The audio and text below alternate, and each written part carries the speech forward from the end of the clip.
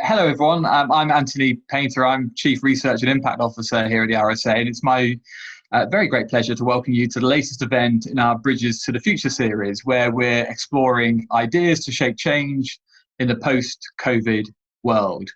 Today, I'm delighted to be joined by Ted Howard. He's co-founder and president of Democracy Collaborative and pioneer of community wealth building movement that's been steadily growing in influence in the US, UK, Europe, and beyond in recent years. When we started putting together ideas for this Bridges to the Future series, Ted was one of the very first guests on our go-to invite list. He's been described as a world-changing visionary and a soft-spoken hero. His book, The Making of a Democratic Economy, written with Marjorie Kelly, is essential reading. He and his team are at the forefront of a truly inspirational movement for change that is fighting for economic and social transformation from the ground up. And he's demonstrating in Cleveland and many other places besides how it can happen in practice. This is a fight that's never been more important. And in the wake of an unprecedented global public health emergency, and what is now a global response to racial injustice following the murder of George Floyd in Minneapolis by a police officer, we now find ourselves at a historic crossroads. And we haven't even yet mentioned deeply embedded inequality and the climate emergency. The actions we take in the months ahead will have lasting consequences for our societies for decades to come.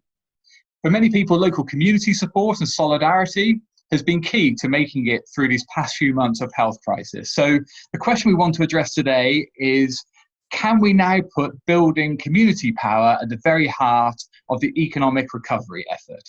Ted, thanks so much for being with us today. There are so many interests and concerns that the RSA and Democracy Collaborative share, and there's a stack of issues we're going to try and fit into this 30 minutes or so. But I did want to start off our conversation with a reflection on the George Floyd killing and its aftermath. It's obviously sent shockwaves through American society and around the world in the past weeks, and it's probably a profound reflection here in the UK, and a reckoning with difficult issues from our past and of course vital issues of the present, and the past and the present roll into one when discussing issues of racial injustice. A good friend of mine who's a pastor in Atlanta, Georgia, Simon Mannering, described the US as having sort of weaponized the rule of law and criminalized poverty, and especially Black poverty, of course. And how does this resonate with you? And can you give us a sort of sense of the moment, how it's being experienced in the US, and your sense of whether this time could be different? Well, thank you, Anthony. First of all, I look forward one day, hopefully later this year, when we might sit down together in person, as we have in the past. But today I'm locked down in my apartment in Cleveland, Ohio, in the Midwest of the United States. The murder of George Floyd, and I think, although of course there will be a jury trial and there needs to be a presumption of innocence, but we all saw what took place, so I have no problem actually saying the murder of George Floyd. It did shock this nation, and it continues to shock. I have two responses to your question, I guess. One is, in a sense, a political or systemic analysis. And that's that this murder, which happened at one point in time, is part and parcel of something that's been going on in this country for 401 years, since the first African slaves were brought to America in 1619. This country, while in the United States, we like to pride ourselves that the fact that we have the largest economy in the world, that was really built on American genius and entrepreneurship and the heroic efforts of great titans of industry, the Rockefellers and the Fords and now the Gates and the Bezos. But the reality is that this economy has been built historically, first on an entire continent of land that was stolen from indigenous people who lived here, 95% of whom were ultimately wiped out, both through military action and through disease and one of the great genocides in history, and on the labor of Black Americans. And that didn't stop in the Civil War. It continued through what we call the Reconstruction era, and it continues right to this day. Even some of our most progressive advances in the United States, like the GI Bill after World War II, or much of the New Deal, explicitly excluded Black Americans, even though they were quite progressive. So George Floyd represents, in a sense, an individual tragedy, certainly for the Floyd family. He represents a continuing escalation of death of particularly Black men by what I think can only be called appropriately a police state and a system of incarceration and injustice. But he also represents this legacy of 401 years, his death does. And it has really, for Americans, ripped the veneer off our society so that people are really confronting things in a way they never have. I mean, we are having, my goodness, our National Football League, which is one of the most conservative institutions in America in sports, is taking a stand that Black Lives Matter. I mean, who would have thought that? Today, as I'm talking to you on television this morning, the United States Senate is debating to change the names of military forts all over America that were named after Confederate generals. No one would ever have thought that. So there's a lot of symbolic change and hopefully meaningful change. But let me also say very personally what this is about. I lived in a neighborhood here in Cleveland until very recently. I live downtown now, a neighborhood called Glenville, which is a Black neighborhood. 98% of my fellow neighbors were Black, or as we call Black people in America, African American. The average life expectancy for a man in the neighborhood of Glenville and similar neighborhoods is 64 years. 8 miles due east in a suburb of Cleveland, which is overwhelmingly white, the average life expectancy for a man is 88 years. 24 years of life between a Black man and a white man, really linked to poverty and really institutionalized racism. Finally, I spoke to a very good friend who's with a major American foundation just this week, an African-American woman, a very powerful Black philanthropist. And I asked her, I said, Jean, what has been the impact of the pandemic on your family? And she said, well, I haven't lost anyone in my direct family, but in my extended family, more than 30 people have died of the virus. That's extraordinary. And that's another symbol of what's taking place in America as this pandemic just devastates our Black communities. So I think it's important to not see this as an anomaly. The President of the United States likes to talk about a few bad apples. This is part of a systemic attempt to keep a very large segment of our society down. And I pray and I think perhaps a different day is coming when you look at who's marching in the streets and what the demands are. I guess I'll leave it at that. Thank you. I think it would be remiss of me not to acknowledge the fact that your history is our history too. And you know, the situations that you're describing, the historical crimes, are our crimes too.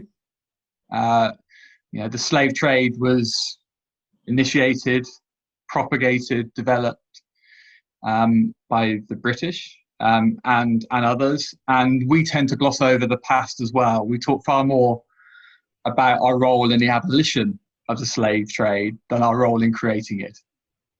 And I think we all, as deeply historically unequal and unjust societies, need to remember all the threads of that past, because they do lead to the present day.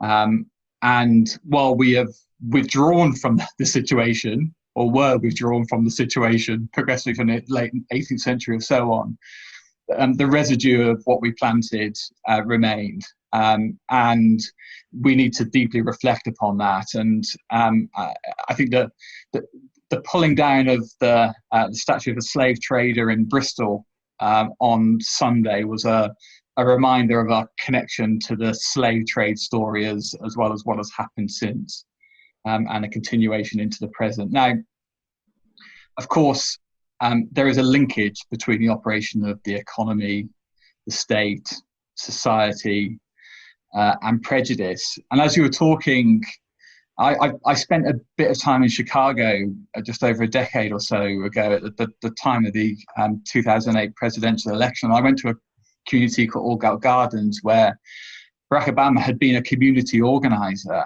And the most remote, I spoke to a lot of people there who were very generous with their time. And the community had been established as a community for African-American veterans in the sort of 60s and 70s. And it was a very well-constructed community, but of course it was segregated. They had good jobs in the Ford factory and in the steel mills from recollection. And of course, then when the industrial recession hit in the late 70s and 80s, most of those jobs went, right? And then the community just sank. And it was a place where police would only rarely venture. A state of sort of desperation had taken over. But what it brought home to me was this intersection between race and economic life and how segregation plays into that. So these shocks, whether they're economic or health or the coming climate shocks, will hit different communities unevenly. And I wonder whether you could say something from your own perspective about the interlocking nature of culture, prejudice, economy, and even what you describe in the latest report, you and your colleagues, as a racialized police state. Well, I think we as Americans would like to pretend that the kinds of problems we see in the Black community are either problems of their own doing or, simply a result of some failed policies and they can be corrected. And the reality is, I think we need to look at we have a systemic crisis in the United States. And the first law of ecology, of course, is that everything is connected to everything else. And we simply can't say, well, there's a climate crisis and there's an inequality crisis, and it is all bound together. And I'm and my organization, the Democracy Collaborative, we really believe it is a systemic issue. It's not simply a matter of politics or policy or who's elected president. Obviously, I'd prefer a different kind of president than the one we have. But you mentioned Barack Obama. Despite his efforts, wealth inequality in the United States and incarceration in the United States went up under his administration. Now they're going up under Trump's administration on steroids, but there's something about the system that drives these kinds of outcomes. And our view is, if we want a different kind of outcome, if we want to shrink the racial wealth gap in America, which is just extraordinary, the assets of a typical white household compared to a Black household are just extraordinary in orders of magnitude. If we want to create a system of health for all, if we really want to make meaningful change in economic development and so forth, we can't tinker around the edges. And if we want to address racism in America, one, we have to acknowledge it, and two, we have to be willing to take steps for what we would call reparative justice. It's not enough to say, God, things were bad, now we're going to do better, let's go forward. People are starting way down on the ladder in the Black community as we rebuild our economy. So I think the challenge for all of us is, can we imagine constructing a new political economy of institutions, policies, structures, patterns of behavior that are deemed appropriate that can reliably produce different outcomes? So if we don't want a racialized justice system, if we don't want growing wealth inequality and concentration of wealth, we need a systemic design conversation to rebuild the very basis of, certainly, of the United States. And just very briefly, as a just quick follow-up on this one, Ted, it seems to me that the racialized police state, as you describe it, is one of the possible logical consequences, such deep inequalities of wealth and entrenched poverty and inequality. It's an attempt to cack-handedly measure the possible consequences of those inequalities, and to try and create a sort of swell of political support, and divide people often who are in very similar situations but of different races along political lines in a sort of tough law and order, in inverted commas, sort of fashion. Do you see it quite that way?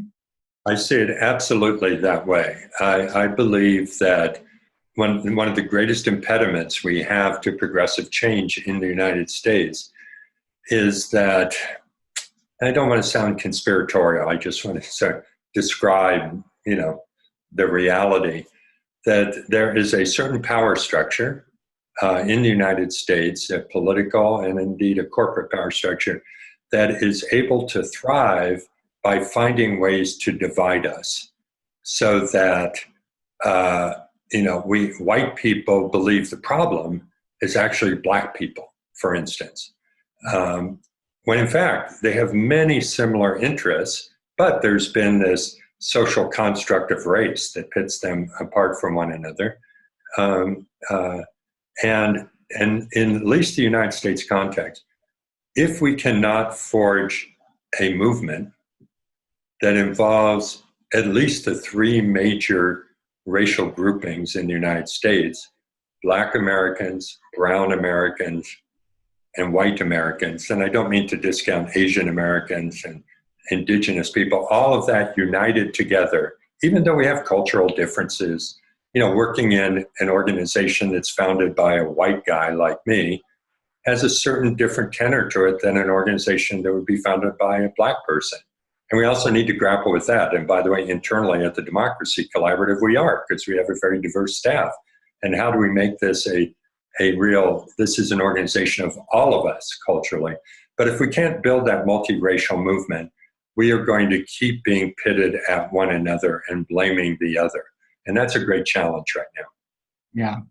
And in fact, at one point in Owning Our Future, you say white working class people who have benefited from the currency of whiteness will continue to forfeit the opportunity to be in coalition with communities of color, and will themselves continue to suffer as a consequence. And when I read that, I was kind of reminded of that there was a sort of spate of sort of narrative nonfiction books recently, particularly in the US environment. Sort of strangers in their own land. I was particularly reminded of Amy Goldstein's book Janesville, which I think is, from memory, is based in Wisconsin. You're reminded of these sort of these racialized divides and a failure to form. Obama, for all his faults, had a capability to reach across some of those divides, which few others on the progressive sides of politics have managed in recent decades. And interestingly, I looked into the Rock County where Janesville is based at one point. I was just intrigued, and there's a 7% swing from Obama to Trump from 2012 to 2016. Of course, this is a community where the General Motors factory had closed down. White working class, they've been used to sort of $20 an hour jobs with benefits, and were suddenly in a precarious labour market, or no labour market, as the case may be. And I just wonder how you see those coalitions being stitched back together again in a way that could drive a different sort of narrative and political conversation. Well, of course, this is a great historic challenge that we face. My view is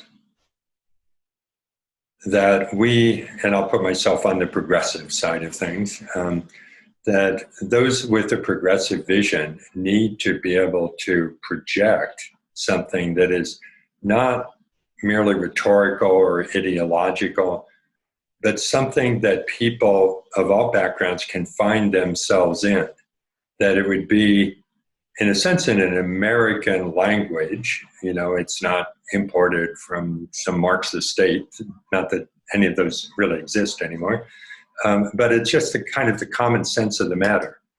And I think that our centering that vision in community becomes really important. Our notion in America of community has been so eroded in this globalized, financialized market. Few of our businesses locally owned and so forth, that I think there's something, a kind of yearning in America for community.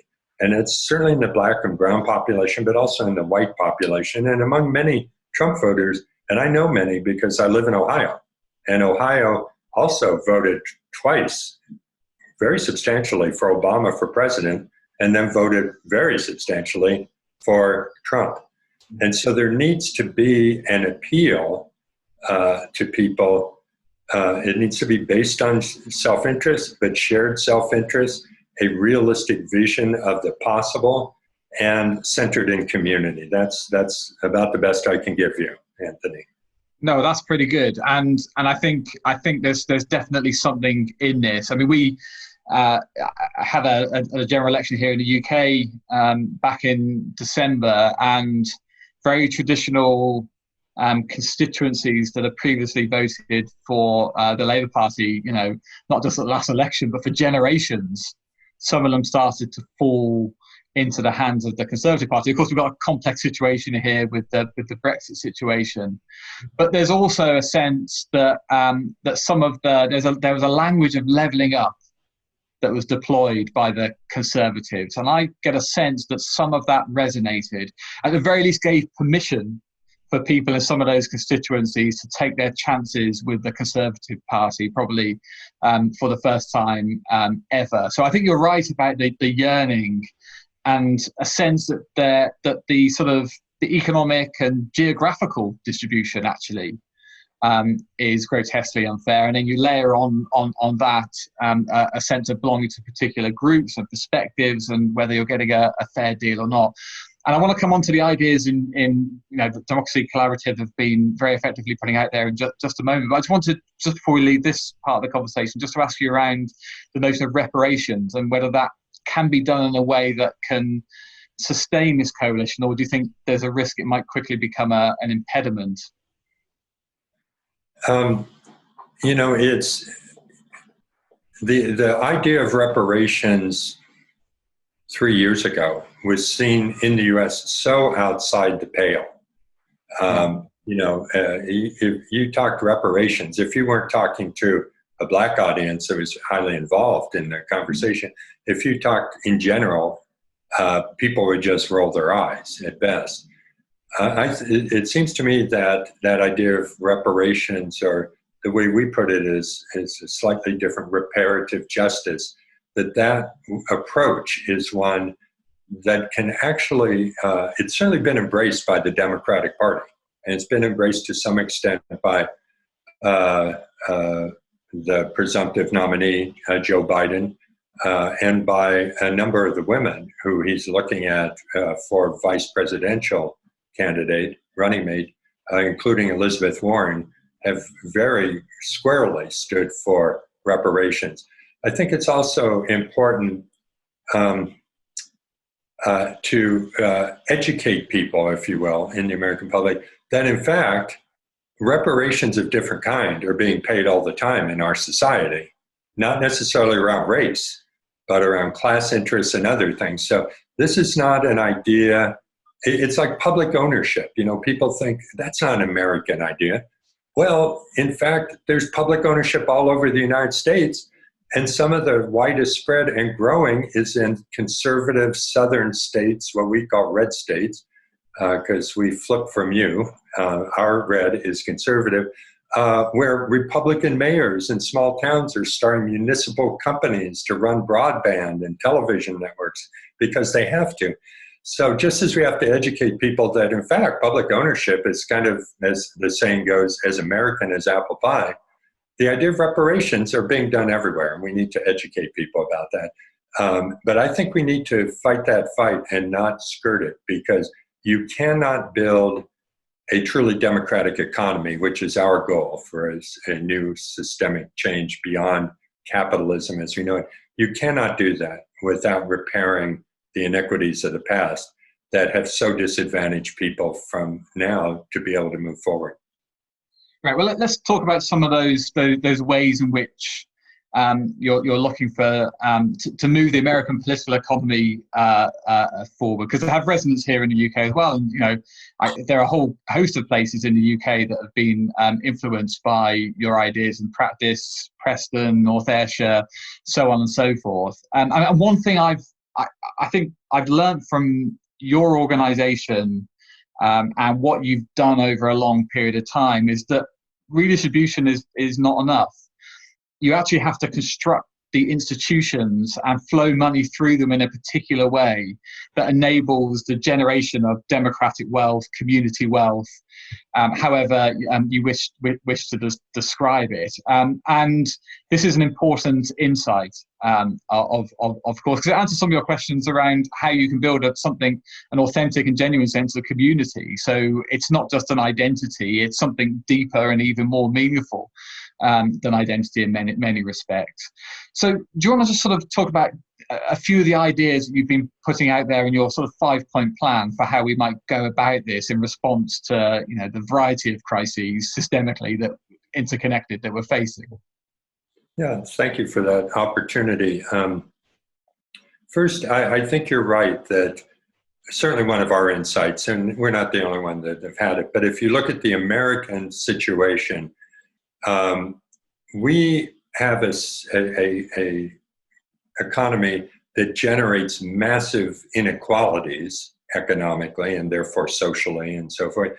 And we try to handle that after the inequality has been generated through some taxation policy, some regulation.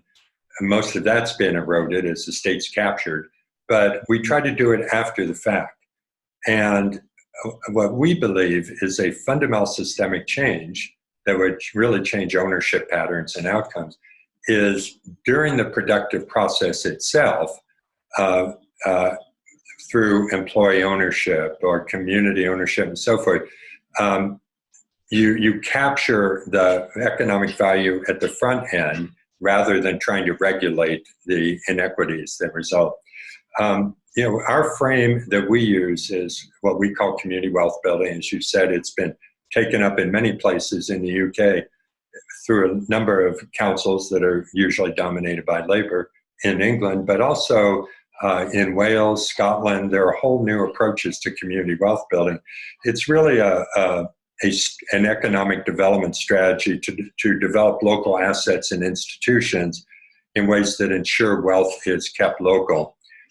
We've created, in response to the COVID crisis, a 5-part plan that we call, I'm just actually getting it here, we've called it Owning Our Future after COVID-19. And this is on our democracycollaborative.org website if anyone wants it. But it's a 5-point plan for what we call U.S. national economic reconstruction and community transformation. And 4 of the elements are particularly relevant, I think, in the UK context. One is setting up mechanisms to preserve local economies and community economies by blocking financial extraction and consolidation. What do I mean by that? Millions upon millions of SMEs and small businesses in particular have been shuttered in the United States now for months. The country's starting to open up. Many of these are going to not come back. The estimates that are coming out in some studies are 30 to 40% of shuttered small businesses will not return to business. So, and these are millions of jobs all over the country. So, and the danger is that in the United States, I don't know the UK situation, may well be similar. There is, the estimate is over $2 trillion with a T, $2 trillion of what some have called vulture capital sitting on the sidelines, just waiting to come in and scoop up local economies at pennies on the dollar. So we need mechanisms to block that extraction, or else we're going to have, instead of a a really localized and democratic recovery, we're going to have a kind of Amazon recovery. By the way, I don't know, I know you're on Twitter. I don't know if you followed on Twitter in the last week. There's been some studies that project Jeff Bezos' wealth. If it continues to grow at the rate it's been going, if you project it out, by 2026, we will have the first trillionaire in the world. Trillionaire. It's hard to get your mind around that. The gross domestic product of the entire United States is only $20 trillion. The concentration. So one is blocking local extraction, and we've come up with ideas like a municipal holding company that can buy local businesses, return them to health, and then return them to the economy, perhaps in new ownership patterns and the like. That's one idea. But by the way, just I mean, we have a report coming out next week which looks at sort of fiscal stimulus for community and the role of community banks and so on. We're very much on this page. But what's really interesting is some establishment figures on the right are starting to advocate for the state taking up equity stakes in business so they can weather this storm. There is a mainstream discussion to be had here. Well, that's exactly right. What's very interesting with this pandemic crisis is ideas that you could not even discuss in public a few months in October are now being taken up and becoming the common sense. Our central bank, the Federal Reserve, just created $2 trillion out of nothing on a computer, basically through modern monetary theory, and they're going to create trillions more. I was going to say exactly the same thing here. Monetization of government debt. Told you couldn't do that. Once that's the end of you in the global economy. We've all just done it. Yeah, exactly. And there's a billionaire in America here who owns one of our big basketball team, professional team. His name's Mark Cuban. He's also on TV, and he is not the world's most progressive person, as you can imagine. And he's quoted a week or two ago saying, I understand if the U.S. government needs to bail out the airline industry, but if we're going to bail them out, we need to take an equity stake in the company on behalf of the American people. It's sort of private equity for the people, or vulture capitalism for the people, sort of thing. Well, I know it's we're kind of it's fine to socialize the economy. What the heck. So, it's horrible. And the leveling up conversation that the Tories are doing. These ideas are creeping out. The issue is that there are interventions that are going to come, right? Because if not, this whole neoliberal capitalism is going to go down the drain. So there will be interventions, and even from conservative parties. But the question is kind of intervention to what ends? And I would say certainly in Washington, D.C. or in Whitehall, they are not going to be, they do not have the perspective for the rebuilding of local economies. That resides in our communities, in the United States, in our cities like Cleveland, in our states like Ohio. So the decisions need to be localized. But there will be these interventions, and our job, and there's going to be a lot of money flowing in the United States. Literally trillions of dollars are going to start to move through the system. And our job in this country, is to organize, mobilize communities, organize political discourse, media, and so forth, to say, we don't want that money that's flowing through the system to just go to those who are going to centralize the economy ever more. We've got to move into these new approaches. We've got to rescue our small businesses. We've got to not just do bailouts, but buyouts if we're going to rescue companies. We need to, there's a phrase going through the United States now because of the racialized justice system. It's called defund the police. And it's not a very good slogan because it makes people think we're abolishing the police. That's not it. It's a different kind of policing and so forth. But there could be in the US at least, there could be a good argument to make to defund economic development, because it is predicated on all the wrong assumptions and it is leading to ever greater inequality. So that's the third point in our plank, is to take community wealth building, which has been a kind of alternative model and some interesting initiatives and articles and books, and actually turn it into the overarching economic development paradigm for cities and states all over the country. So the time is, what we're called upon is real levels of ambition beyond anything we've even thought of before. And bringing together public, private, individual, charitable capital, if you like, in some more concerted effort. As well as you describe it, the EDS and MED sort of anchor institution style purchasing, that you can build a sustainable business ecosystem around. But if you could do it at a more systemic, at scale level, this could really shift the needle over time. That's exactly right. And, capital in this is essential, because whoever owns and controls capital ultimately controls the system and the economy. And of course, we all know the conversation, the 1%, the 99% and all that.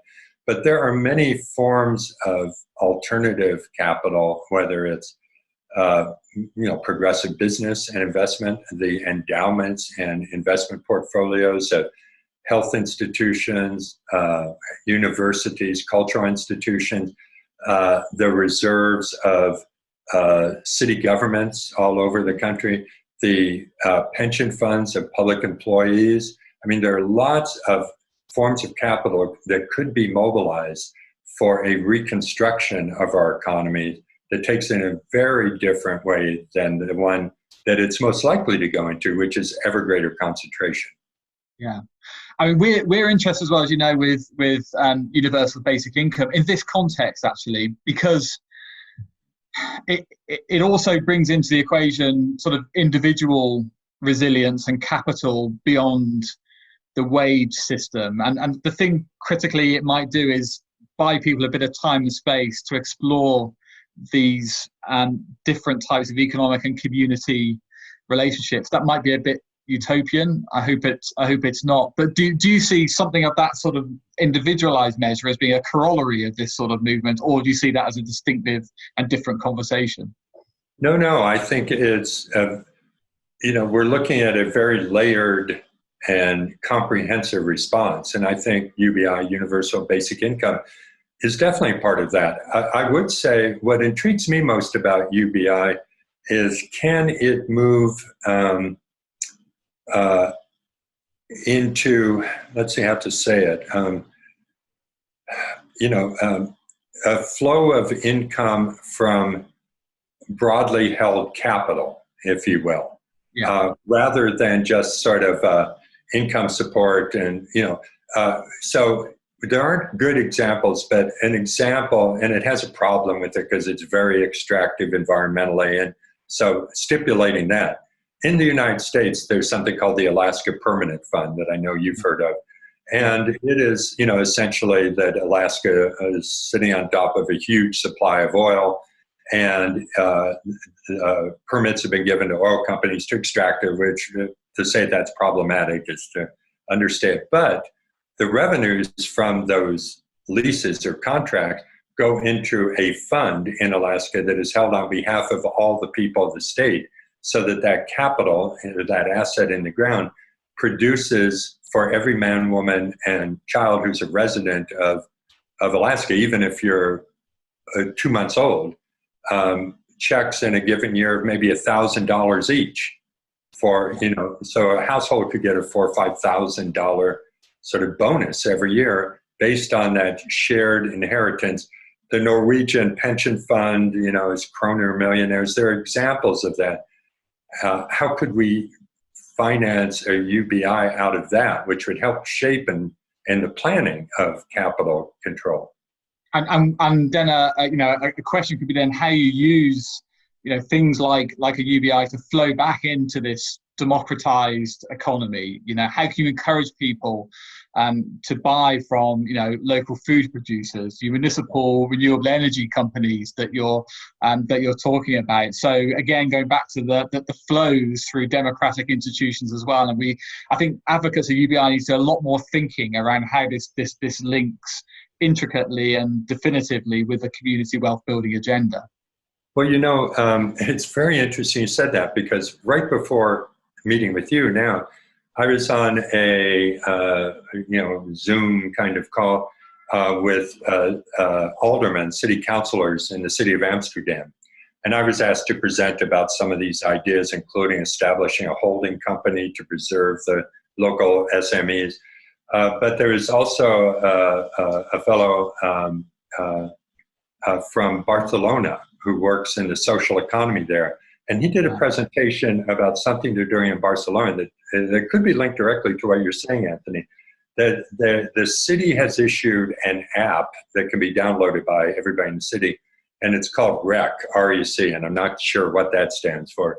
But for people who are on a social income, in other words, you know, some kind of income support in Barcelona, they download the social income using this app, and it turns it into a kind of currency that can be used only at designated small, very small local stores. You can't go to a Walmart and use it.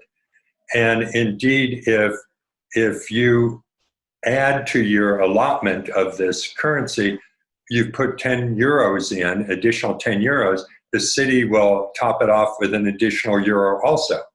And then in some of the places where you're buying, they give discounts to people who are using this kind of digital currency and app, so that your purchasing power is augmented, but it's focused directly on supporting the local small business community. So I hadn't thought that at the time, but I could see a UBI program could be linked similarly in a way that would really empower the local business community. Well, I was doing a discussion about food policy the other day, and I suggested something very, very similar to this. Everyone looked at me like I was mad. So it's good to know that somebody's actually trying it out. Ted, I don't know how much longer we could go on for hours. I mean, this has been an education as well as an inspiration as ever. And sadly, we have run out of time. But as I mentioned previously, the RSA and Democracy Collaborative are looking forward to continuing to join forces wherever possible in the fight for social, economic, ecological justice, and some of the issues that we've been discussing today. So look out for more of that. Meanwhile, you'll find links to Ted's work, and I'd encourage you to download and read it on the RSA's website, and of course, the Democracy Collaborative website. You'll also find more information there about our latest report, Road to Resilient, which advocates community wealth building and community banks, as well as news from our sort of growing global fellowship community. We'd love to hear your ideas, the public's ideas, on what is needed to create a just and resilient post-pandemic future. So do get involved in the conversation across social media using the hashtag RSA Bridges. Finally, I'd just like to say thank you again to Ted Howard, and thank you all for watching.